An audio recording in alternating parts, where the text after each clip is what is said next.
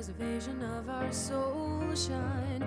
I can feel it, yours and mine. Close your eyes and witness it inside. In your bones, you will know. Trust and let go, and let it flow.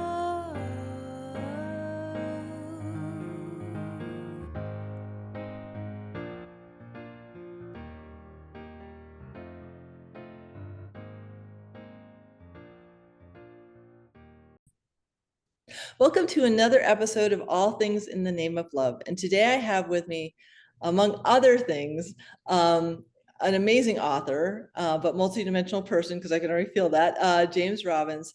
And his latest book is called A Call to Climb. And, I read a little bit of it and I was like, ooh, this is really deep, because I could feel like the soul resonance of being lost and surrendering to speaking your truth, even when it's uncomfortable and can be quote unquote threatening. So thank you for sharing it. Thank you for the work you do in the world. And I'd love to hear about your spiritual journey. Well, thanks, Sophia, and thanks for having me on your show. I love the name of your show, by the way. It reminds me of one of my favorite songs by U2, which is my favorite band. So yeah, right on. My spiritual journey, that's a great question. I grew up on a small cattle ranch in the foothills of the Rocky Mountains and spent a lot of my youth just by myself, wandering the creek and doing my own adventures. But even at a young age, I just had this feeling that there was things bigger than me out there. I didn't grow up in a religious family, but my spiritual journey took me to after college. I ended up working for this church, a Christian church, which was like nowhere even on my top 100 list of things I think I'm going to do. But I did that for a while, and I really enjoyed the work because I loved helping people. And it was just, to me, it was a great use of your time in your life. And so that's really where my spiritual journey started. But that's also where the story of the call to climb picks up, because you can even be on your spiritual journey and think everything is going to be smooth. And then all of a sudden you run into places where you're like, wait a minute, something doesn't feel right. And that's a really tough place to be when you're doing something that you think, this is my calling in life. And then all of a sudden you get into that and you're like, wait a minute, something's not right here. Yeah, I totally get that. You brought me back to when I got married, when I was 21. And my gut was like, nope, nope, nope. And I'm like, yeah, but we already paid for the things and the this and the that and like that, because I'm 21. So I'm feeling like guilt and shame for like wanting to back out of it. So I'm like, I'm just gonna ignore that. Um, and I had a beautiful 9.5 years with an amazing teacher who showed me lots of things in my subconscious that I didn't even know were there. Looking back, do you think you should have taken a different choice with the feelings that were inside? Oh, 100%. Yeah. 100%. But at the same time, I don't regret it, because I learned a lot about myself in that time period, and I got an amazing dog out of it. And so it's all good. For sure. And that's often the challenge, I think, for people, certainly for me myself, is listening to sort of that inner voice and trusting like what's actually that intuition and what's just my fear, my anxiety from, previous programming. And I think that's in some ways the $1 million question in life sometimes. Oh yeah, I've done a lot of somatic work, and I had something come up last week where it gave me the opportunity to see, like, I heard myself say, you're a failure, you're a loser. And I'm like feeling everything, and I'm hearing these things. I'm like, wow, this is so cool. Because I didn't know I had those programs in me. And fortunately, I've done a lot of somatic work. So I'm like, okay, we're just not even going to pay attention. We're not going to analyze it. We're just going to be feeling the feelings. But if you don't have the practice and you don't have the awareness, you can actually believe those thoughts. Yeah, absolutely. Good catch on your part, right? To hear that voice but separate from it. Yeah. Well, that's part of it too, is because like when we're like listening to the intuition versus what our brain is saying, like in the example in your book, like, your character, like, I just can't ignore the thing that's coming up. I can't, like, and I've been there. It's like, I can't ignore the thing, even though it's going to fly in the face of what everybody has the expectations for. And being comfortable enough to know that you can't not say it because your soul is demanding it of you. That's a space for expansion, but it's also really scary. I think it's one of the scariest things that any of us ever do, and that's to really think what is my soul or psyche, whatever word you want to use, what's that inner part of me calling me to do? Because in almost every case, it's going to upset some people around you. And the call to climb came out of my own journey. I told you I was working in ministry for a while. Well, I was doing that and I was good at it. But over time, you rise up in the ranks of leadership and you start to get more, you start to learn the ropes, and then you learn the politics, and then you learn all this other stuff. And after a while, I'm like, wait, this is not what I signed up for, right? Like I just wanted to help people. There was a purity of just wanting to help people that now was about performance. And in at least in that setting, it didn't feel right.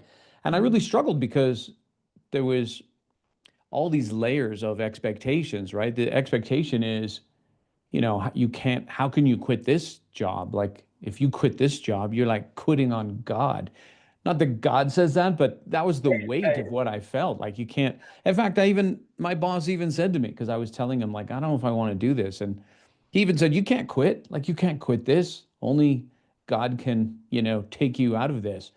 And I was young then, so I didn't have sort of the strength of years behind me, or to even listen. But anyways, it was during that period in my life that, even though that voice was tugging on me, I was ignoring it. And the thing about the soul or the psyche is that it will send you nudges, and if you ignore it, it will press harder. Eventually, it's going to press into things like depression, anxiety, unhappiness, maybe, which then ends up leading into some sort of crisis. And then at that point, people sort of have this wake up moment, and then they think, oh, okay, well, am I going to change directions here? And so that's really what happened to me. It was during that time. And I decided in that time to go to therapy for the first time in my life. And, this shows you my limited thinking at the time. That was like this shameful admission, right, to go to see a therapist. So, anyways, I went, and this guy was great, but he gave me a book by Dr. James Hollis. And if you're not familiar with him, he's written like 25 books now. He's an amazing Jungian psychoanalyst. The book I read was Finding Meaning in the Second Half of Life: How to Finally Really Grow Up. And it just floored me, the stuff that he wrote, because he writes so deeply. But he wrote about how your soul summons you to have a conversation. And that idea was so powerful to me. It just sat with me for years. And in fact, the entire book, The Call to Climb, the catalyst for that was James Hollis and his work in that book. That's awesome. Because, like, really, like, taking the inspiration and bringing it into form, like, I could tell, even though, it's fiction, I could feel the feelings. And it was like so deep. I'm like, oh yeah, I've been there. And like, it comes from that place of not knowing, like, the limited sense of who we are, right? And as we allow ourselves to let that intuition to kick in, like yesterday, forest fire, juniper. I'm in Central Oregon. I'm allergic to the spring smell of juniper. I was like cheering, and I didn't know why. And I heard, get nettle tea and local honey. That's not a big piece of intuition, but like it's helped me tremendously. And so, like, I think the more we tune into that grown from the big, like, expansion of like, oh my gosh, I have to say the thing that is going to ruin expectations, the more you pay attention, the less it has to be. I think I think that's the difficult part, like I said at the beginning, right, Sophia, is when we, yeah, sometimes intuitions can just be these tiny messages. Sometimes they can be really pulling on us. And the challenge is, how do we become sensitized to that? I would put myself in the camp of being slow to that party. Like I write about this in the book, but um, my parents, I'm a product of both of them. My mom is very spiritual and Reiki master and crystals, and my father is so pragmatic. He would roll his eyes at that stuff. And I am both of those people at times. So there's much of my life I have not tuned into intuition. I've sort of rolled my eyes at it when people, and in the church world, some people will tap into their intuition, but they'll more say like, "Oh, God spoke to me," and I'm always curious because I'm like, "Well, I don't think God ever spoke to me, so like, you can tell me about that experience." So I do think that intuition is something that we learn to listen to more. Obviously, you're further down the road, I would say, in this area than I am in terms of being tapped into your intuition. But it's not easy when you're first hearing it. And maybe everyone who's listening to this podcast, you guys are all miles ahead of me. But if you struggle like, So. well, if you struggle like I do at times to listen to your intuition, and I think more for me, it's to trust that it is my intuition, because I'm thinking, I might feel this incredible resistance to something. And part of me is like, well, okay, am I just scared to do this? Like, is that what all this is? Is this something deeper? And you can't, well, I don't think you can just get those answers sometimes so quickly. You got to sit with it. Yeah. Yeah, I definitely feel that because well, sometimes like the nettle tea was like, get the nettle tea because like my eyes are red and like itchy and I didn't know there was a fire. I just knew I couldn't go outside and I love being outside. So I'm like, what's going on? Just get the nettle tea. So like that one was easy, but like as an example, next month, I have not been guided to schedule a house sitting place. So because I've been house sitting, I don't have a permanent home. And I'm like, okay, so what's the message? And the message is sit with it. Sit with it until you hear the answer. I know I'm safe. I have no doubt of that. It's just like this in between of like, okay, some things, this is a big shift, like what is coming through, and that just requires lots of silence. And silence is tough for a lot of us. It's tough for me Oh, because I think I am wasting my time. I need to get to work. Right. So again, that's right. that's sort of my father's programming as Get it. well. I get it. Like I've had days where I've been like, so like yesterday, when I move, I give myself one day off to recover from the move because it's Nice. like, even if it's a small, it doesn't matter. I'm moving. So I'm laying on the couch and like, there's a part of me that's like, I really need to do. And I'm like, no, my body will tell me when I'm ready to do something. And it was hard because like, I wanted to do the things and my body's like, you're like, you're full level fatigue. Just stop and just be. And it was like, okay, the thing that helps me a lot is going outside without my phone. I think you hit on something big right there, because we break the tension of the silence by our devices. Mm. There's actually a scene in the book.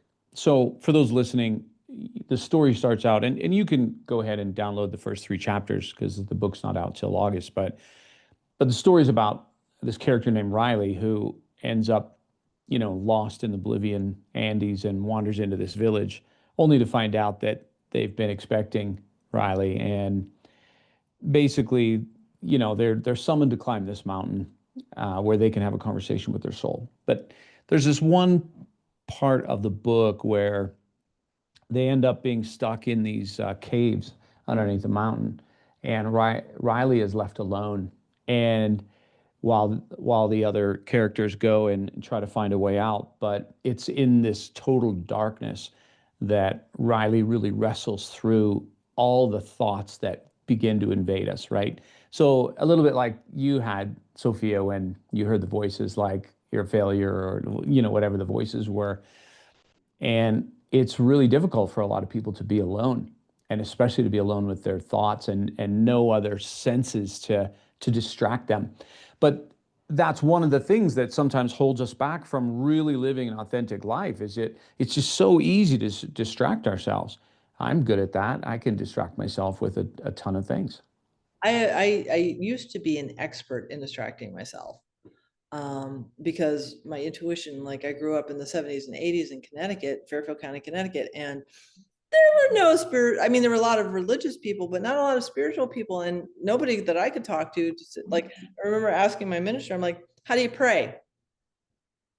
Right? Simple question. Well, Greg Braden describes it because it's like you feel it. There wasn't language for that back then. He's like, well, you just pray. That I don't know what that means. Like, I literally don't know what you're talking about. Can you explain? Can you break it down for me? I'm 10. Couldn't do it.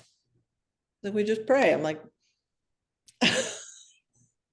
so like we've all grown up in this culture where like science and math are amazing, engineering important, 100%, not denying that, but to balance that with that softer side, that like, what do I want to eat tonight? That's a simple thing. Like, feel into your body. What does it need, instead of the conditioning of like, oh, well, I have to have 3 meals a day. Simple things like that really help cultivate that intuition more. Yes, and I think that I'm going to generalize here, but I think, it's my opinion, I think it's more difficult for men to tap into their intuition because we're just so wired like to go do, fix, fix, fix, solve things. And I think the other thing that's difficult for men is even sorting through emotions. And, I think about much of the work that I've done, and yet still there's times where I have no idea what I'm feeling. And that's frustrating. I just know it's like this mix. Like if all the emotions were colors, then I just got this black mix of I don't even know. And I think a lot of men can relate to that. And so when someone asks us, well, how are you feeling? Well, I don't know. I don't even know how to express that. It takes some time. But what I have found is even then, if I am stirred up, I'll say that, stirred up inside, and then I can kind of separate from that and let some of that energy die down, then I'm able to begin to pinpoint, which actually for men is really important, actually important for all of us when we can begin to identify some of the emotions. Oh, I'm frustrated here. I'm afraid here. I feel embarrassed here. And I think for a lot of people, emotions don't come in one color. Like we're not just angry, we're not just afraid. There's tag along. It's almost like the shark with all the little fish that follow the shark and circle around. There might be that one dominant, but there's all these others that go around with. I think that's probably a good analogy for emotions, especially for men. I completely agree. And like, I know the somatic work I do is like, I was scared of sitting with myself, and I'm former academic, so I would analyze the heck out of what the thing was that caused me to feel the feeling, until one day my inner child said, you're turning a professional historian on me, trying to find the thing. And I was like, oh my gosh, I'm traumatizing myself because I want to find the thing. So I think it's a balance of like identifying versus like laser focus. Yeah, I think that's a great point that overanalyzing everything sometimes isn't helpful, and just sitting with certain things. And sometimes there's just no, you talked about inner child.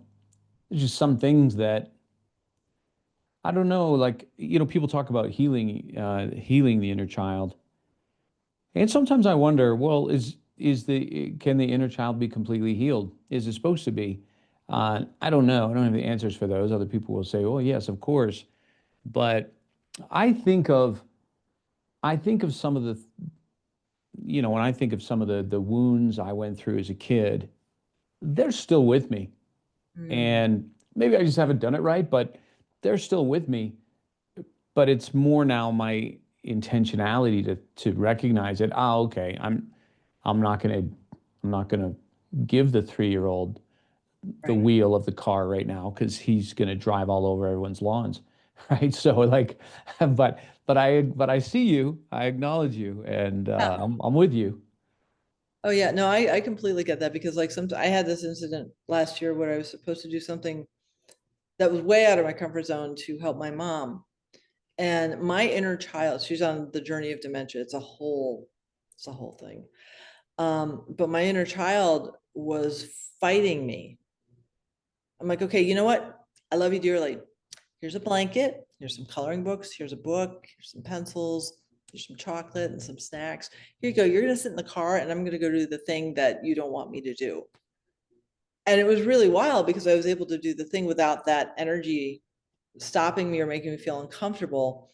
Um, and then when I came back, I gave her chocolate. Like I literally got myself chocolate. So it's like, okay, now we're all Nice. happy. And I got to do the thing that was really important for my mom. That was really deeply spiritually healing. And I didn't really understand any of it, but I did it anyways. Um, and sometimes I just don't need to know. I just feel it. So yeah, I get Yeah, it. so much depends on, I guess, when I think about life, it's it's important to go on healing journeys, but at some point, I think we are you going to heal everything? I don't think so. You're just not going to heal everything, but there's certain things you do have to work on that are holding you back from doing the type of work that you've been called to do, right? Like I really do believe everyone's first and primary calling, like I believe everyone's purpose in life, first and foremost, is really just to bring the most honest, courageous version of you to the world. And Mm, that's your primary gift, right? That's the primary gift you bring. yeah. But that's no easy task because to be that authentic version of you means disappointing a bunch of people, means rejection by some people, and all that's painful, right? And that's the subconscious uses that anxiety to keep us in line so we can not be rejected by the tribe, keep our ego intact. It's difficult work, and yet it's important work, and I think it's lifelong work. I agree. Like I thought at one point a few years ago, I'm like, am I done yet? Because I was like tired because I was living in Mount Shasta and like you want to like do deep work, live in that area, and you're gonna do so much inner work. It's kind of numbing. Um, but like I was at that point, I'm like, am I done yet? And they're like, well, no, I'm not, but I'm pausing because sometimes like I pretty much would like find a piece of my subconscious every day for 3 years. Like, okay, that's exhausting. I don't want to live like that anymore. I can definitely be present with myself when I'm feeling something, but like I have other feelings like joy and peace, presence. Like let's have the whole rainbow. I don't want just like a little sliver of it. So finding that balance too is like, yes, when you go on this thing, sometimes you get kind of, I did, obsessed with like finding all the things that I needed to see about myself. And that's exhausting. It is, and you make a great point there. I think deep inner work is a little bit like I don't know, it's like outer work with your body. I mean, you can overtrain and then you're going to just hurt yourself and you're not going to do any good. Your body needs rest. I think your spirit needs rest also. And the times where I've really focused on growth, it's been great, but then it's sort of the law of diminishing returns kicks in that in those times I became so self-aware, so self-focused that, yeah, I missed out on the things of joy, of happiness, of purpose, because it was just like, fix, fix, fix, fix, fix. And, we want to be able to step into that beautiful state and live there. So, yeah, again, it's one of those things you learn by making the mistake, right? And then okay, let me Yeah. pull back. I journaled for years and years and years, And what I found was that a lot of the journaling actually made me more self-focused than I wanted to be. Mm, So to your point, yeah, I think there's a balance. There's a balance of looking inward, but then, man, there's most of the life is outward. So let's go bring ourselves to the world. yeah, no, I love that. I love talking about this perspective about your journey because I think as women, we tend to be more, I'm not saying this about myself, tend to be more aware of having emotions. I numbed mine out for decades. So like, but like in the journey for men, like in our culture, having feelings other than anger or like watching us like a game aren't really encouraged. So how do you navigate the nuances of learning the menagerie of emotions that you have? How's that unfolded for you? Well, I think an important point is that most men, at least most men my age, we were shaped by shame, right? And it sounds really terrible, but it was just normal. And I'll give you one quick example. You know, my father is a great father and so loving, but still, he was from his generation. And I remember distinctly one day, I don't know, I was maybe 8, 9 years old. I went down to the creek and I just caught like maybe 100 of these little minnows, like these little fish, and I brought them back up to the house. Well, they sat in the sun for a couple of hours and like they all died. And I felt, you know, I'm on the Myers-Briggs, I'm an INFP, so I've got this high empathy and Yeah, I just felt crushed. It was like a genocide. Like I just killed all these fish I and I feel like remember sitting on the stairs and just moping and just waiting for someone to come by and ask me what was wrong. And then I could tell them and I could be comforted. Well, it was my father. He walked up the stairs and he stopped and he looked down at me and he said, "What's the matter with you?" And then I told him about the fish. And I didn't think he said anything. It was just this exasperated sigh. And then he just continued walking up, right? So who knows what was going on for him and what stress and pressure. But in that moment, as a little kid, right, you're like, oh, okay, like my dad didn't like that. So what I'm saying is that for a lot of men, when we did express emotion in the best way we knew, we were shamed for it. yeah. And that sort of well, no, that just sends a message. That's just a dangerous thing. So Mm, when that's a dangerous thing, then you're going to struggle to do that later in life. yeah. Wow. That's so intense because like shame is like the lowest frequency of all the emotions there are, and to like try to navigate through that is I just applaud anyone who goes through the journey for that. I think even to this day, I just can only speak for myself here, but I think to this day, as much as I know all of the stuff about, hey, it's okay to be vulnerable, it's okay to share your feelings, it still doesn't feel okay to share your feelings. And so whether it's in a romantic relationship or um, you know, there's still this, if I share this, what's going to be the price that I have to pay for this? Mm, wow. That is so important to bring to this conversation because like that that fear of vulnerability, um I have watched myself evolve from like, ain't nobody gonna see me cry. I'm just gonna do it by myself to actually my one of my favorite people on the planet. Um, I'll like I just need her to hold space for me and I'll just cry while I'm talking into the phone and like it's a voice text, but I'm like explaining what I'm feeling. And she's like, I am so grateful that you feel comfortable enough to do this. I'm like, I'm so grateful that you're able to receive it because like that's a discomfort for me to just like be vulnerable on that level where I'm just like crying like, ugly tears and all that because my soul needs that. And so it's like this unwinding of all these programs that we have to think that we're not safe. For sure. By the time most men shed a tear, then they're really hurting. And you know what helped me reframe crying a bit was understanding it as an energy that's got to move through you. And by it's a little bit like it's a little bit like throwing up. And it's probably not like the best analogy, but no one wants to throw up, but you always feel better after. At least you usually do. I think crying's the same. I think for a lot of guys my age, crying is like throwing up. I don't want to do it. I don't want to do it. I don't want to do it. And then after, okay, that because that energy moved through you, right? And if you look at it from that perspective, of course, it's always better. But yeah, it's a dangerous thing to cry as a man. What can women do to help support you? I'm just curious.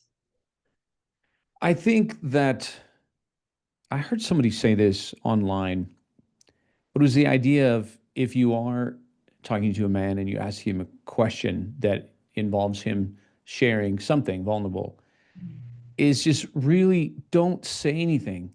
And Mm, even once it looks like he's done, still don't say anything. Because what you'll find is that most men they'll continue, they'll continue going if they are given that space and you don't have to step in and validate. You don't have to do anything like that. Just be quiet and wait, and he'll talk some more, and then he'll stop.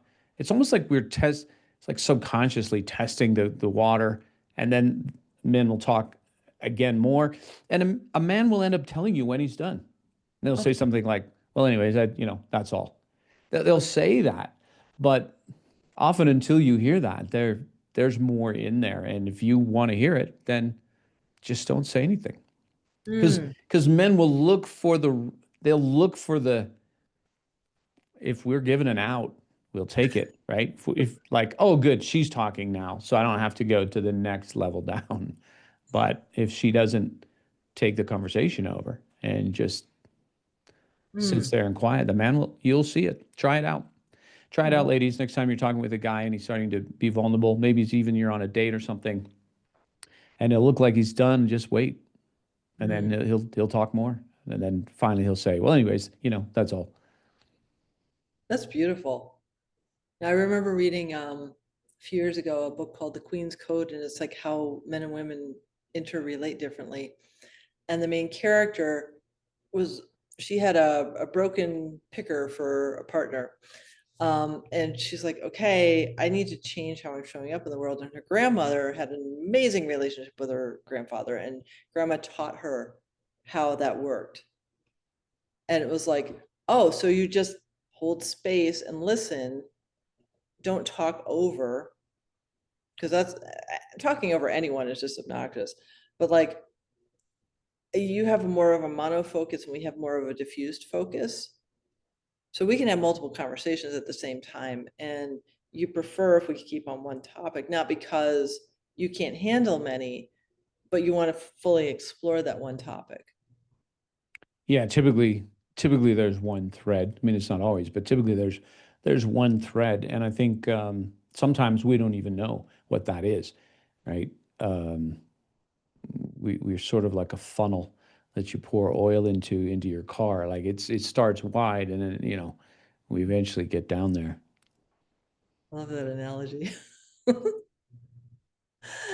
So I'm just tuning in. Okay, this is a good one. What has been the most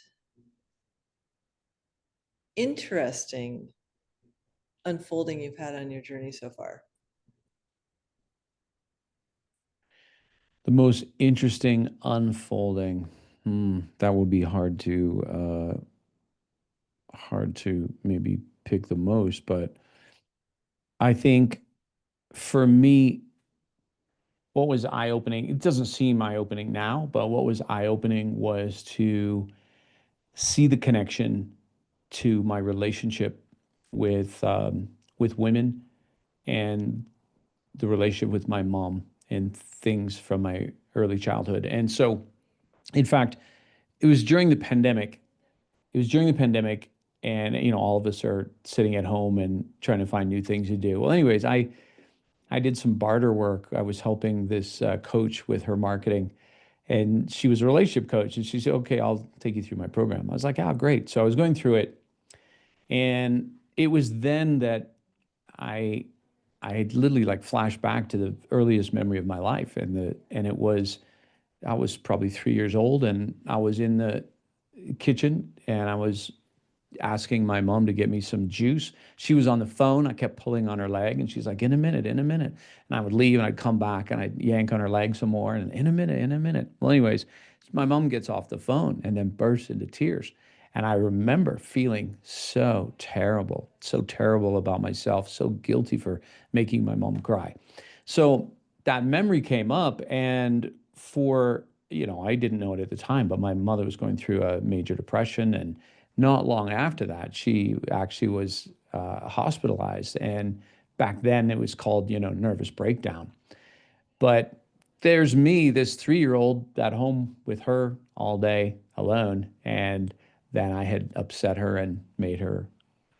So I say all that because the thing that I had noticed was I really didn't like it if I'm in a relationship and the woman is upset with me, then I would drop everything to try to make peace again, and even compromising my own values or point or conviction, and folding, really, like, just, okay, whatever, sure, I'm sorry, like apologizing even if I didn't feel like I should apologize, because I wanted to restore the peace. So it was, it seems really obvious now, but for most of my life, I was oblivious to that program that was driving that behavior. So when I began to see that, I was like, oh my goodness, we really are a result of so much of our programming early on that we didn't even make the connection. And so I would say that was one of the biggest unfolding, if you will, or at least revelation for me. That's beautiful. I love that. Because like seeing, like I can, coming up with an example, easy one. So where I'm staying, they have a hyperbaric oxygen chamber. When I was little, I saw we were in a cave, and my mom literally got stuck because she had big breasts, and she like couldn't get through this one spot. And I had a panic attack because I thought my mom was going to be trapped. So I get in this hyperbaric oxygen chamber, and you have clips that are hard to clip and unclip. And then there's an outer zipper and an inner zipper, and then it pressurizes. And as I'm getting the instructions on how to use it, I can feel the anxiety kick in, but I'm like, no, I'm paying attention to what Ron is telling me. And like, I'm just like in the space, but like, I hadn't felt claustrophobic in a long time, because I haven't ever been in that space where I've needed to. But like, when I felt it, I'm like, oh, okay, I remember this. I remember this feeling. This feeling was like, oh my gosh, my mom's never going to get out. What am I going to do if my mom doesn't get out? So I haven't exposed myself to small spaces, and I hadn't realized it until I was in, because I'm like, oh, hyperbaric oxygen chamber, those are really cool. They're like 100% oxygen. Like, so like the curiosity to me overrode the anxiety, but then the anxiety kicked in. I was like, okay, good to know. Yeah, I mean, that wiring in our brain that goes straight to, triggers the amygdala. I mean, it's so powerful. And it just happens below our awareness. So we don't know what's going on, but subconscious does. Cool. Subconscious carries so much. Oh yeah. So that's the balance too, is like, so I'm curious, like anyone who knows me for any length of time is like, please show me all the things I can't see within myself, because I can't see everything. You're not going to hurt my feelings. You can't hurt my feelings, because a trigger is just a piece of me that I can't see. So like, I'm okay with all of that. Like, I've learned that quite thoroughly in my life, that any trigger I have is my trigger. It's not anybody else's. But like, to see the aspects of me that I can't see, that's why we have communities. That's like why we have supportive communities, not just like people that like have known you your whole life and think they know who you are because they're basing it based on how you showed up back then. Yeah. Yeah, we talk about that in the book. There's a section on the short section, but basically think about it as your climbing team. We only have so much energy to go around, and you have to think, who am I going to give the energy to?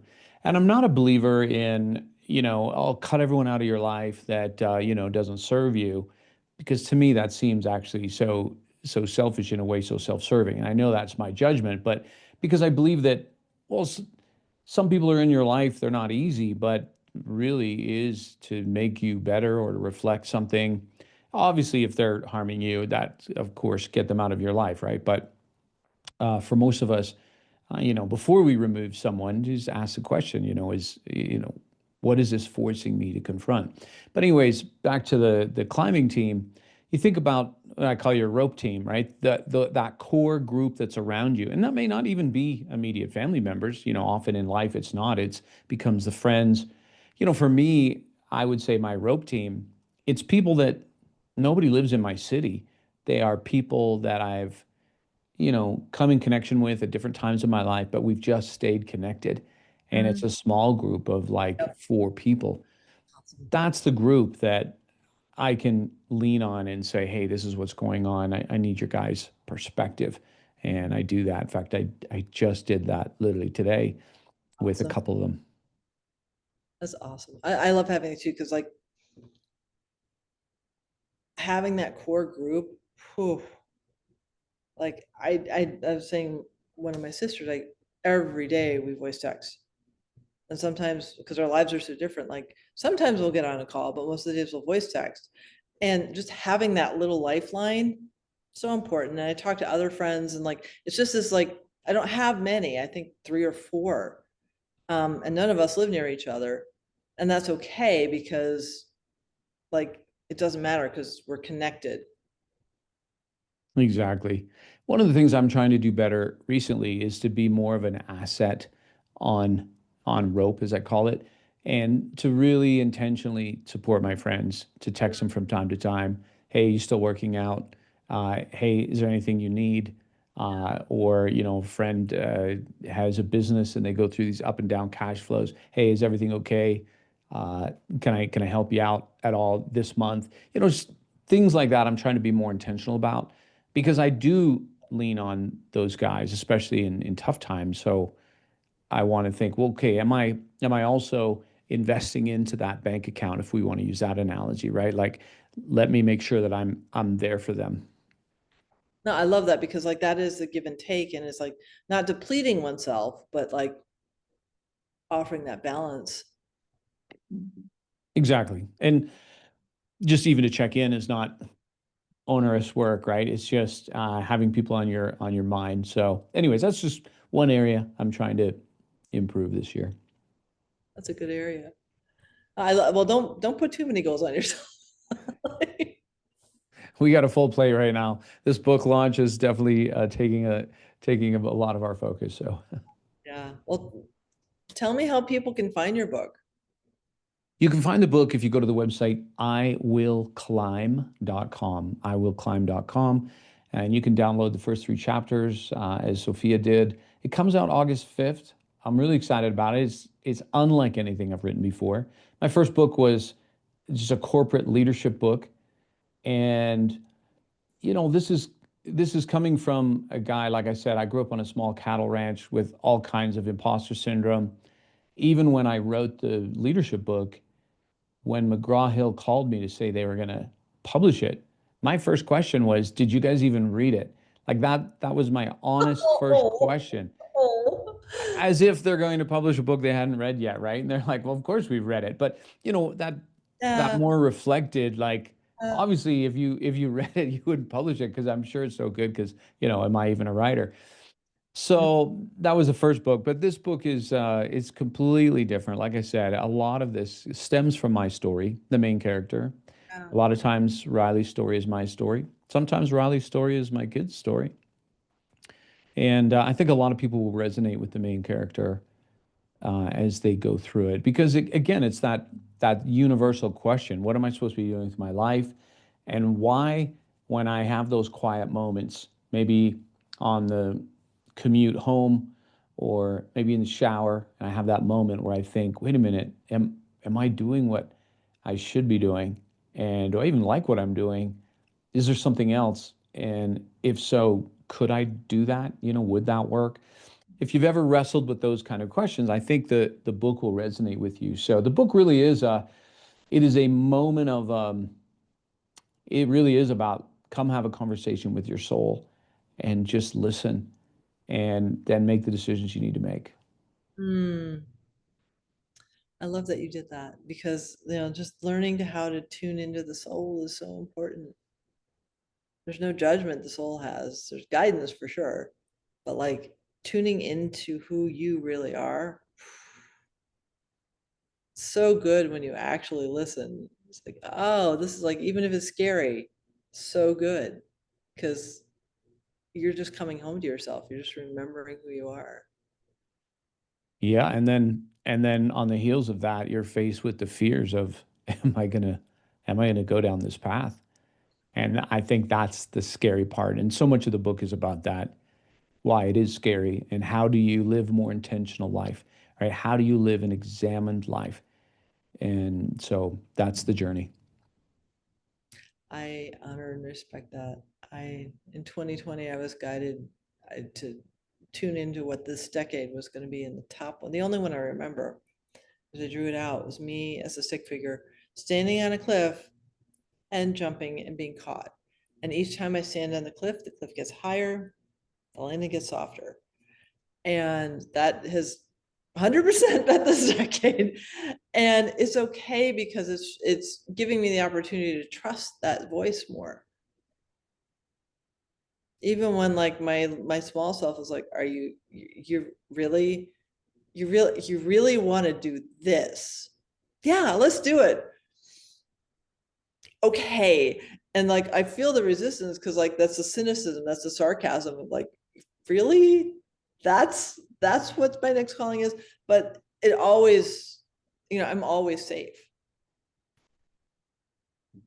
So Yeah, and you learn that, right? You learn that by making the leap and then realizing, oh, I didn't die, and right. then doing it again. So that's where the practical part does come in. I feel like it's really difficult to just think your way into an elevated place. It's a combination of thinking and doing, and then often it's the emotion that begins to change after that because our beliefs change. So yeah, as James Hollis said, anxiety is the price of the ticket to life. Mm, And, you know, it's just part of it's like the buy-in at a poker game. It's just anxiety. You got to be willing to sit with some of that. And that means that okay, I'm rubbing against some of these programs that are designed to keep me safe and hold, but they're holding me back from my potential. Like they're holding me back from bringing the best version of me to the world. mm, And that's the choice we have. Best version of me to the world or live a safe life, don't rock the boat, have everyone be okay with me. And mhm. that is a path and majority of people take that path. And you can live a happy life that way. Like you can live a good life. But is it what you are destined to do? No, of course not. Mm. Well, thank you so, so much. Sophia, nice to be with you. Thank you for having me here today. And oh, I'm going to ask one more question. How do people find you? They can find me at my website, jamesrobbins.com. That's two B's, jamesrobbins.com, or at the book site, iwillclimb.com. Of course, I'm on LinkedIn. And if you find me on LinkedIn, just let me know that you heard me here on Sophia's show. Awesome. Thank you, thank you, thank you for your time and sharing this conversation with me. And I'm so grateful to know you're on the planet with me. Thank you, Sophia. Very kind of you. You're welcome.